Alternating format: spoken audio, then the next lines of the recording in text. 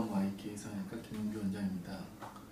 오늘은 3D 프린터를 이용해서 환자의 상태에 맞춤형으로 모형물을 제작해서 얼굴뼈를 재건하거나 또 미용적인 목적으로 사용하는 수술에 대해서 설명을 드리겠습니다.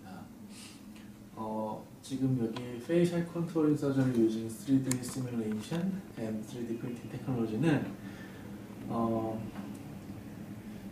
이미 해외 학회에서 한 2번 정도 발표가 됐었고요.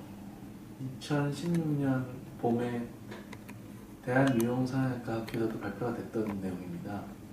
그래서 이 내용으로는 이미 논문도 발표가 됐고요. 그래서 에스테틱 플라스틱 서저리 2015년에 오리지널 아티클로 발표가 됐었습니다. 모든 수술이 이제 처음 시작이 있는데요. 3D 프린터를 이용해서 맞춤 모형물을 제작하게 된 계기는 이 환자 때문이었습니다. 외국인 환자였는데 사각턱이 이렇게 이 부분이 결손이 될 정도로 뼈 수술 받은 거죠. 그러니까 이렇게 사각턱에 각이 있어야 되는데 이 부분이 여기서부터 이렇게 자라진 겁니다. 그래서 얼굴 턱 뼈의 모양이 변형이 돼 버렸고, 그래서 이제 그거를 수술을 하려고 이제 여기차도 다니고 여기를 더 잘라서 2차 각을 없애야 될지 고민을 하다가 어떻게 저한테까지 찾아오게 됐습니다. 그래서 결국은 이 부분을 만들어 줘야겠다는 생각을 했는데, 가장 이상적인 거는 이제 본인의 갈비뼈나 아니면 엉덩이뼈나, 그러니까 본인 뼈를 이용해서 이 부분을 모양을 맞춰서 재건을 해주면 가장 좋지만, 그렇게 하려면 본인 몸에 또 일부가 희생돼야 되고, 두 번째는 저희가 이제 재건 수술을 하면서 이런 것들 많이 시행을 해봤었는데, 모양을 예쁘게 만드는 게 좀 한계가 있습니다. 본인 갈비뼈를 떼서 여기에 맞춰서 그걸 다듬어서 넣고 하는 게 미용적으로도 조금 문제가 있어요. 그래서 이제 생각했던 것이 여기에 맞춰서 다른 이물질을 만들어야 되겠다. 근데 맞춰서 만들려면 본인 뼈의 모양이 있어야 되니까 이거를 3D 프린터 제작을 해야 되겠다 생각을 한 거고요. 이 3D 프린터로 얼굴 뼈를 만드는 거는 굉장히 오래됐습니다. 3D CT가 나온 이후에 금방 이게 만들어졌었고요. 그러니까 제가 최초 사용한 것도 3D 프린터를 이용해서 환자의 이런 뼈를, 본인의 뼈를 거의 비슷하게 만드는 이런 작업은 제가 제일 처음에 했던 게 대학병원에 근무할 때니까 한 7,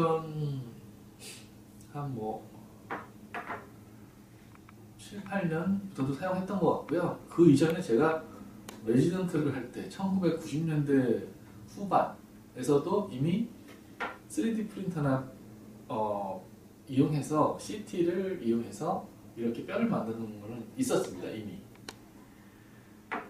그래서 이걸 제작해야 되겠다 했는데, 문제는 이걸 만든 다음에 여기 맞춰서 이제 보형물을 만들야 되는 거죠. 환자 뼈 모양을 3D 프린터로 만들 수 있는데 여기에 맞춰서 어떤 보형물을 어떤 모양으로 만들까. 그래서 이제 그거에 대한 고민을 했습니다. 그래서 이제 여기서 RP라는 게 래피드 프로토타입은 이렇게 3D 프린터로 만드는 걸 얘기하는 거고요. 여기 지금 하얗게 보이는 게 3D 프로토타입으로 RP를 만든 겁니다. 3D 프린팅으로. 이제 여기 지금 빨갛게 보이는 거.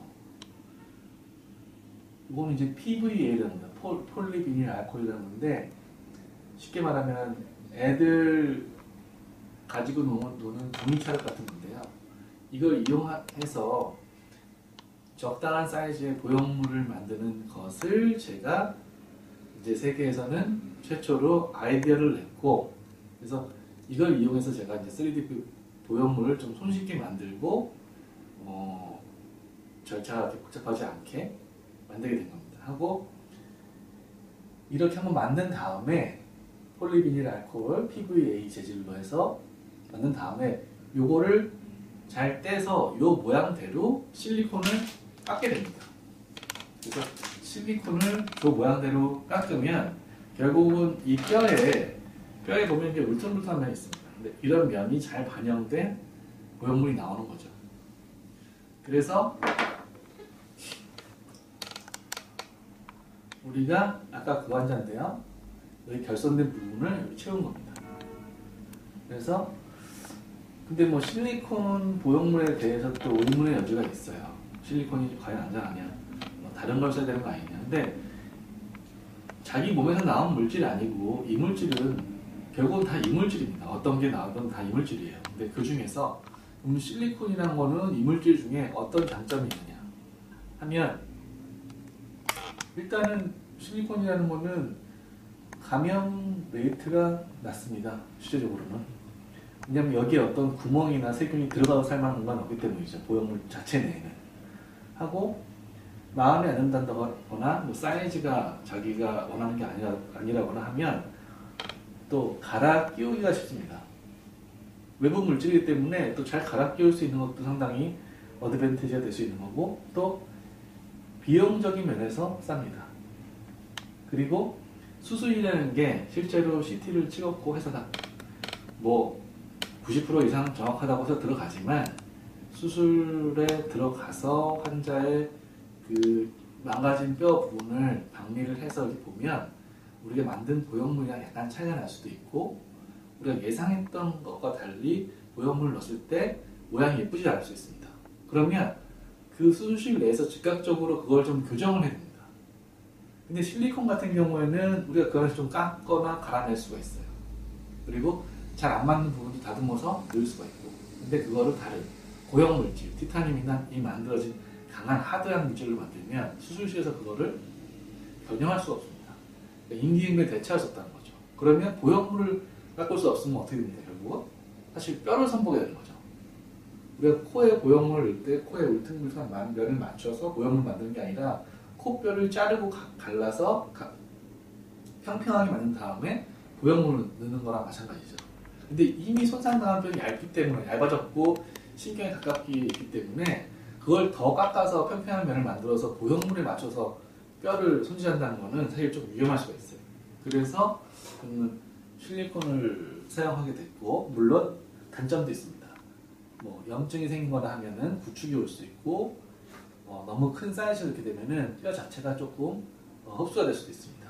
하고 위치가 변하는 거 우리가 말 포지션이라고 하는데 포지션을 잘못 잡았다. 근데 이제 아무래도 이런 거는 일반적인 실리콘 보형물에서는 올 수 있지만 이렇게 딱 맞춤으로 하게 되면은 보형물 어디 갈 데가 없기 딱 맞기 때문에 말 포지션이 올 확률은 드물고요. 레이지로 말하는 건 뭐냐면은 뭐 가슴이나 이런 보형물 넣었을 때 2, 3년 지나고 거기가 좀 부풀어 오른다거나 하면서 거기에 진물 같은 게 차는 건데 이런 경우도 얼굴에서는 흔하지는 않습니다. 근데 이럴 가능성이 있긴 있는 거죠. 우리 몸에 이물질을 넣는다면 그건 언제나 뺄 일이 있을 수 있다고 생각하시면 됩니다. 왜? 이물질은 실리콘은 변하지 않지만 본인 얼굴뼈는 변합니다. 나이가 드는 거에 따라서.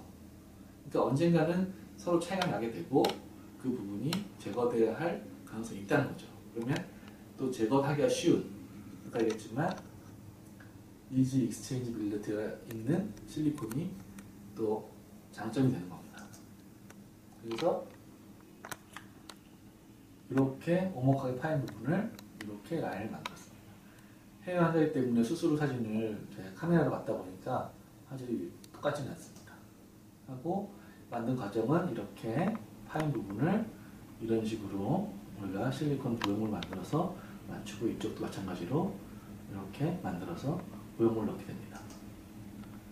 하고 이런 환자분은 비대칭이 있으면서 사실 지방 이식을 하면 되는데 너무 말라서 지방을 이제 우리가 채취할 데가 없기 때문에 이제 보형물을 넣어서 이제 이렇게 넣은 사진이고요. 이분은 타고나기를 불리는 라인으로 타고났는데 약간 턱이 조금 넓게 되고 싶다고 해서 정말이냐 두 번, 세 번 물어보고 우리 환자분이 한다고 그렇게 하고 싶다고 해서 저희가 이제 보형물을 시작해서 약간 스퀘어한 그런 턱을 만든 경우입니다.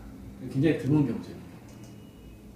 그래서 타고나기를 턱뼈가 이렇게 들어가고 이 각 쪽이 조그맣게 생겼는데 이렇게 보형물을 만들어서 여기를 채워넣어서 만든 겁니다. 하고 이런 경우 사실 양악을 해야 되는데 양악을 할 시간적인 여유나 뭐 없어서 우리가 이제 턱 보형물을 맞춰서 넣은 경우입니다.